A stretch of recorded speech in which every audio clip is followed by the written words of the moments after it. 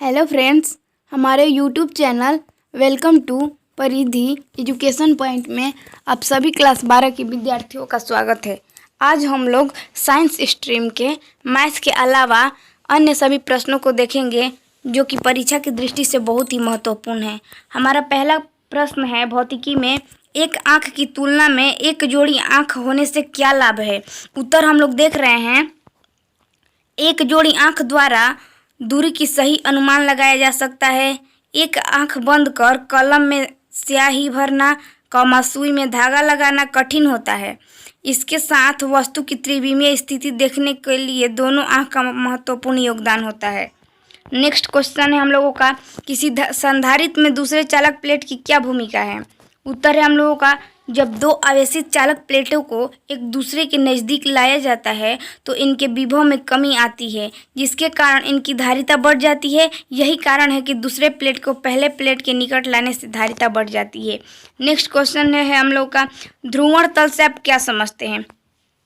ध्रुवण तल से आप क्या समझते हैं। उत्तर देख रहे हैं हम लोग, वह तल जो कंपन तल के लंबवत होता था, इसमें प्रकाश तरंग के संचरण की दिशा निहित हो, ध्रुवण तल कहलाता है। नेक्स्ट क्वेश्चन है हम लोग का, ऑप्टिकल फाइबर क्या है, इसके दो उपयोग लिखें। उत्तर देख रहे हैं हम लोग, प्रकाशीय फाइबर एक ऐसी युक्ति है जो प्रकाश ऊर्जा को बिना उसके तीव्रता में हानि के एक स्थान से दूसरे स्थान तक प्रेरित करता है। यह प्रकाश के पूर्ण आंतरिक परावर्तन सिद्धांत पर आधारित है। इसका दो उपयोग निम्न हैं, देख रहे हैं कौन कौन सा उपयोग है। पहला है, ऑप्टिकल फाइबर का उपयोग चिकित्सकीय जांच में किया जाता है। दूसरा है, प्रकाश को एक स्थान से दूसरे स्थान तक भेजने में इसका उपयोग किया जाता है। नेक्स्ट क्वेश्चन देखिए हम लोग का क्या है, थ्रेशोल्ड ऊर्जा से आप क्या समझते हैं। उत्तर देख रहे हैं, किसी धातु के सतह के लिए आपतित फोटॉन के ऊर्जा का वह न्यूनतम मान जो धातु के सतह से एक इलेक्ट्रॉन के बाहर निकल सकता है, वही थेल्स ऊर्जा कहलाता है। यानी देख रहे हैं हम लोग फिर से, किसी धातु के सतह के लिए आपतित फोटॉन के ऊर्जा का वह न्यूनतम मान जो धातु के सतह से एक इलेक्ट्रॉन के बाहर निकल सकता है, उसे थ्रेशोल्ड ऊर्जा कहते हैं। देख रहे हैं नेक्स्ट क्वेश्चन हम लोगों का क्या है, ओजोन परत का महत्व बताइए। ओजोन परत सूर्य से आने वाली पराबैंगनी विकिरणों को अवशोषित कर लेता है। इससे वे विकिरण पृथ्वी पर रहने वाले प्राणियों के शरीर में प्रविष्ट नहीं हो पाते हैं और उनका शरीर सुरक्षित रहता है, यानी कि उनका जीवन सुरक्षित रहता है। नेक्स्ट देख रहे हैं हम लोग क्या है, खतरे का संकेत लाल क्यों होता है। खतरे का संकेत लाल क्यों होता है। उत्तर देख रहे हैं, लाल रंग का तरंग दैर्घ्य सबसे अधिक होता है तथा विचलन सबसे कम होने के कारण लाल रंग बहुत अधिक दूरी से भी साफ साफ नजर आता है, जिसके कारण खतरे का संकेत लाल होता है। नेक्स्ट हम लोगों का, तरंगाग्र से आप क्या समझते हैं, इनके प्रकार को लिखें। उत्तर देख रहे हैं हम लोग, समान कला की स्थिति में रहने वाले ईथर कणों को स्पर्श करने वाली काल्पनिक सतह के तरंग पृष्ठ को तरंगाग्र कहते हैं। प्रकाश किरणें तरंगाग्र पर हमेशा लंबवत होती है।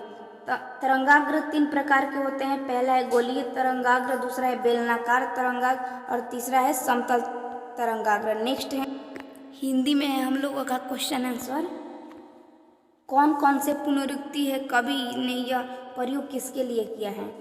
उत्तर देख रहे हैं हम लोग, हम जानते हैं कि आम आदमी का शोषण करने वाला आदमी जो है वो अकेले नहीं है, वो एक से अधिक लोग हैं जो कई आम आदमी का शोषण कर रहे हैं। कवि ने उन सभी लोगों के लिए यहाँ पुनरुक्ति किया है। नेक्स्ट देखिए हम लोग हिंदी में, नागरिक क्यों व्यस्त है, क्या उनकी व्यस्तता जायज़ है।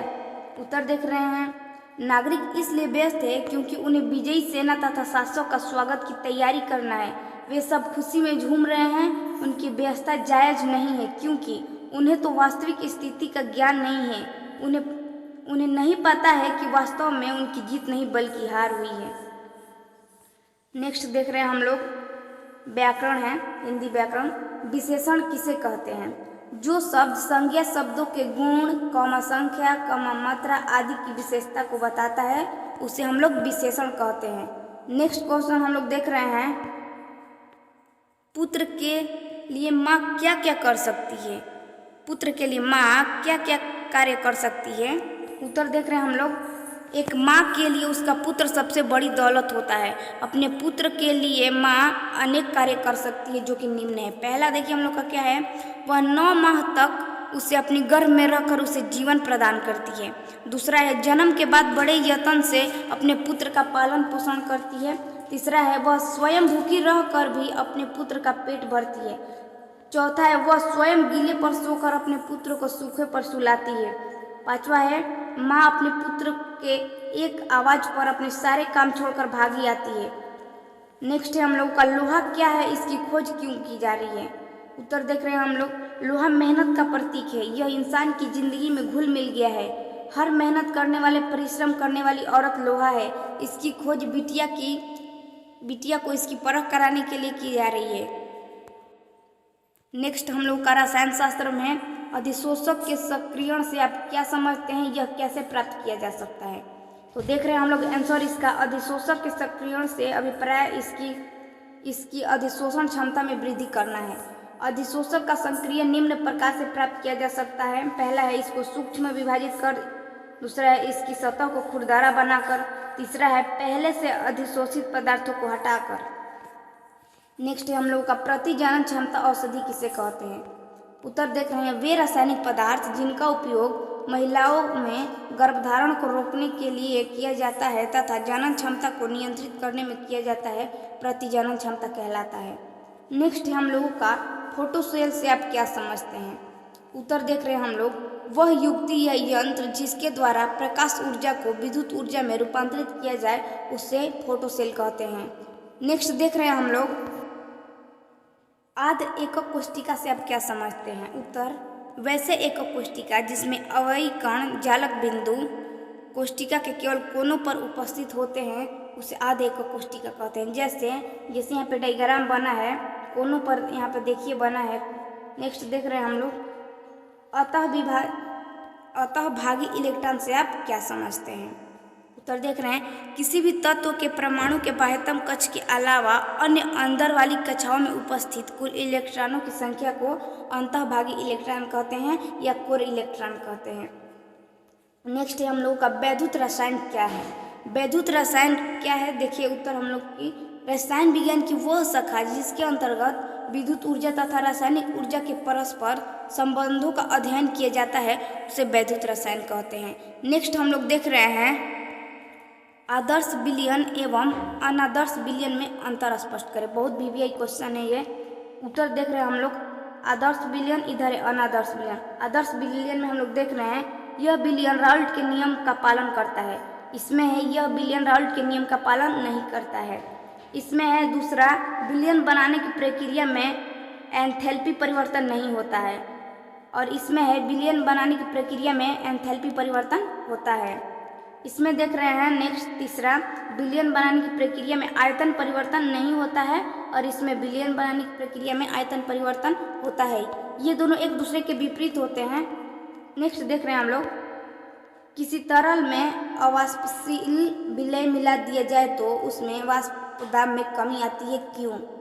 उत्तर देख रहे हैं हम लोग, किसी तरल में अवाष्पशील विलय मिला दिया जाए तो उसके वाष्पशील दाब में कमी आती है क्योंकि विलयन की सतह पर द्रव अणुओं की संख्या घट जाती है।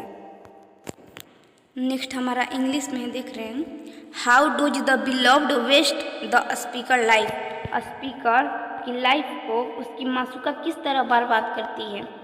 आंसर देख रहे हैं हम लोग, the beloved has taken the waste hour of the speaker, in this way the beloved waste the speaker life. Next है हम लोगों का, who was Martin Luther king.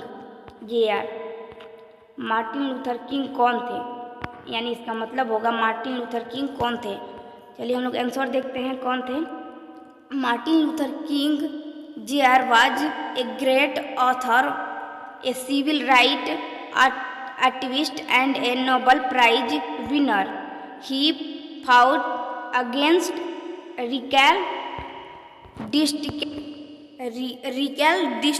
Discrimination, मतलब इसका हुआ।